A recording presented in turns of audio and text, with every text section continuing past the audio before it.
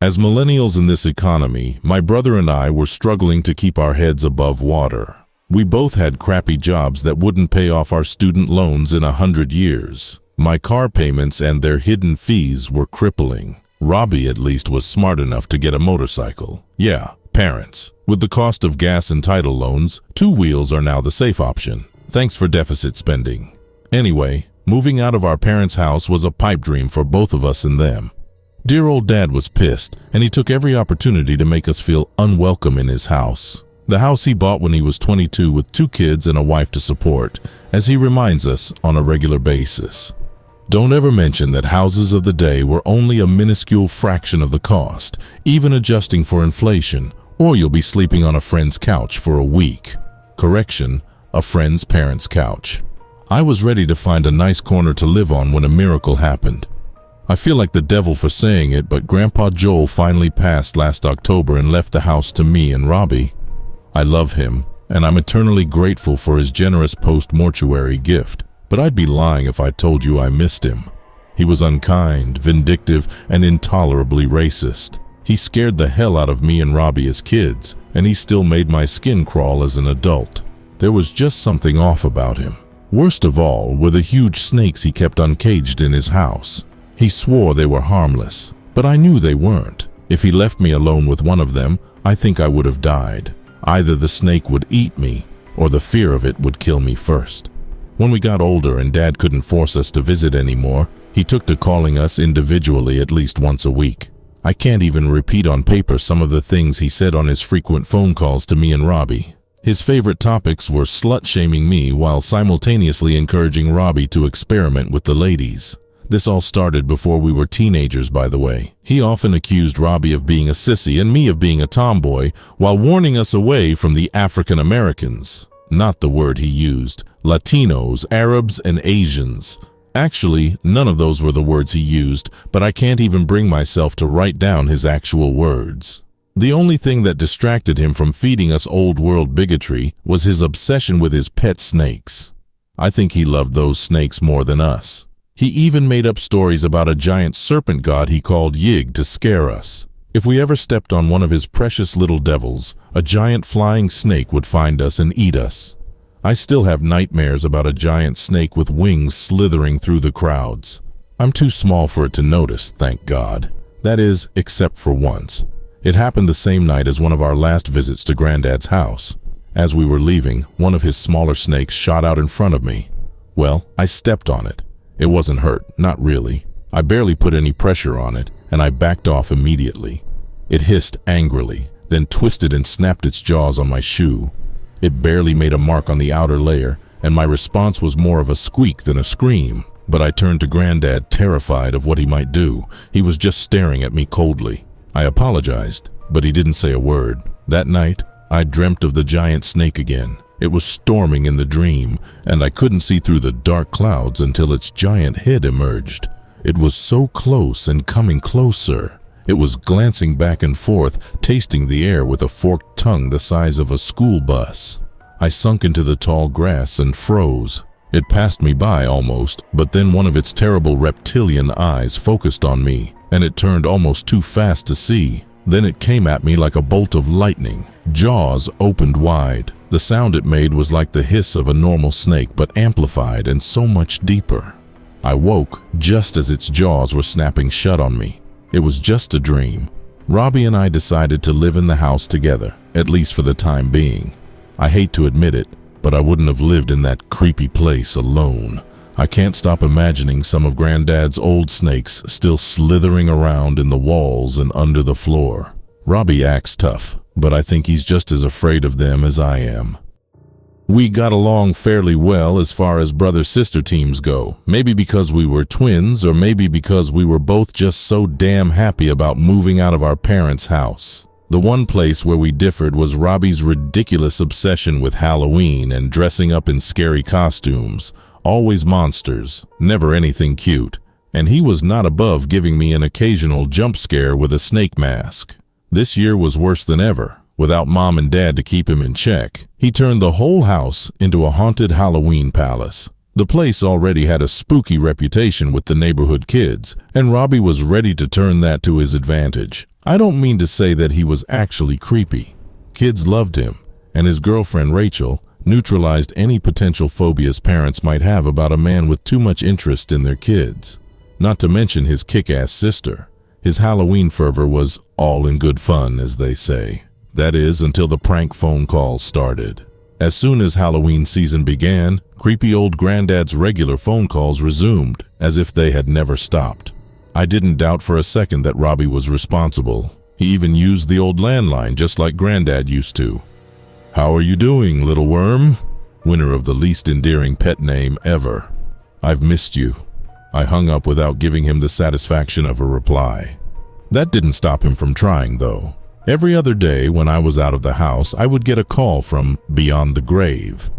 I ignored it every time. Then came the straw that broke the camel's back. October 31st, and I was working the night shift at the nursing home because, of course, I needed every penny, and the lousy holiday pay was the one thing that could put me in the black. I spent the early hours of the night pampering the few residents whose families were there to see they got the best treatment, even though there were others in far greater need and of far less attention, as per the shift manager's orders, of course. Not that it prevented the innuendos of perceived neglect to my manager from the aforementioned families. The demands for my attention finally settled down as the lopsided clock ticked close to midnight, and pen in hand, I was ready to spend my lunch break filling out the mountain of paperwork required to prove that I had done my job so far. Paperwork that I suspected would never be read by anyone. I flexed my pen hand and scratched the itch at the back of my scalp with the other. I swear not even prescription shampoo could help me. They say psoriasis flares in times of stress, so I was lucky that my entire scalp didn't shed off. Before I could put pen to paper, I heard the supervillain-themed ringtone that I reserved for only a single number. Of course, who should call? Minutes to midnight, but my dear old dead granddad with an old-fashioned, slut-shaming phone call.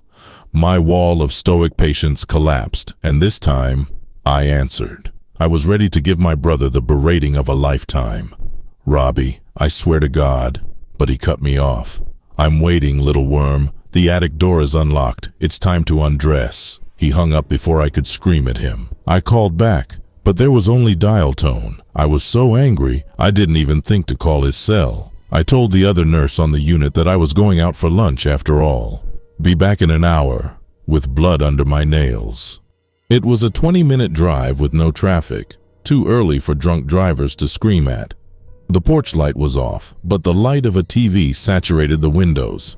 The little shit was sitting on the couch in the middle of a grope fest with his girlfriend. I liked Rachel. She was in on it. My blood was seething. I didn't waste time with pleasantries. "What kind of messed up fuck are you?" I shouted. "What the hell, Jess? What's the matter with you?" What's the matter with me? Calling me at work pretending to be our dead grandfather. I've had it. I swear if you don't cut this shit out, I don't know what I'll do. "I don't know what you're talking about. I have not been calling you." His phony outrage only made me angrier, and then Rachel interjected herself. "He hasn't. We've been passing out candy and watching movies all night." I took out my phone and held it up in front of them. Missed calls from Grandpa Creepy. I hadn't changed that little bit of silent disdain from my contact list since before he died. But the number was the same. I had Robbie dead to rights, and in front of Rachel no less. It occurred to me that he might have made the call from the bathroom without her knowing. He looked at my phone confused. "Caller ID is a bitch," I said. After a moment, he looked at me and said, "Jess, you know we haven't had a landline since moving in. It was the first thing we canceled." Suddenly I remembered, hell, I was the one who canceled it. Of course I did. What use did we have for a landline in this century? Robbie wouldn't waste money to reactivate a landline for a prank. Before I could logic my way out of that little problem, a loud creaking started from the attic. There were footsteps like someone impatient pacing back and forth. Robbie looked genuinely shocked and a little scared. Was someone living in our attic? We didn't use it, hadn't been up there much. Had we been up there at all? "You two go to the neighbor's house. Rachel grabbed Robbie's hand and shook her head silently. Her unspoken plea was right. There was someone in the attic, and the only safe thing for the three of us to do was leave and call the cops. They could check the attic. Robbie nodded without making a sound, and the three of us tiptoed out the door. Before we reached the sidewalk, we heard a decisive tapping on the attic window. We all looked, and there, of course, was a silhouette of a fat old man. Then, instead of letting the hand fall, he reached to the back of his head where the other joined it. In the dark, it looked as if he was putting his hands on his head like a cop might demand. But then the shadow started to tremble slightly, as if it was straining against something stubborn and resilient. I heard a ripping sound like leather might make, but also the wet sound of meat being pulled apart. The man pulled off his skin like a thick winter coat, but the thing underneath wasn't a man. No, God, there were so many eyes and arms. No, arms didn't writhe, and they sure as hell didn't end in jaws, all snapping and stretching and what? Yawning? Then the man in the window knocked on the glass a second time. This time, though, the mouth he knocked with left a slimy black streak. I was so scared that I couldn't even speak, let alone comprehend what the thing in the window was trying to communicate. Robbie realized before I did that he wasn't just pointing at his head, but the back of it. The same spot where it grasped a moment ago when its mansuit was still on, where he started to pull when the world made sense. Jess. With an effort, I turned to look at Robbie. He was fingering the back of his skull, looking at me with eyes bulging. The itching at the back of my scalp swelled worse than ever. I hadn't even noticed until now. It had been getting worse for weeks, but now it was unbearable. I felt the need to scratch so hard and pull. It itched so bad, I wish I could just rip my skin off. It itched so hard I forgot about the thing in the window. I heard that leather tearing sound again, and then there was screaming. Rachel was screaming. I couldn't stand the itch. I'm tearing and Rachel is screaming. Stop screaming! I can't think! Red is oozing down my face, covering my eyes. Everything is red. If she won't stop screaming, I'll make her.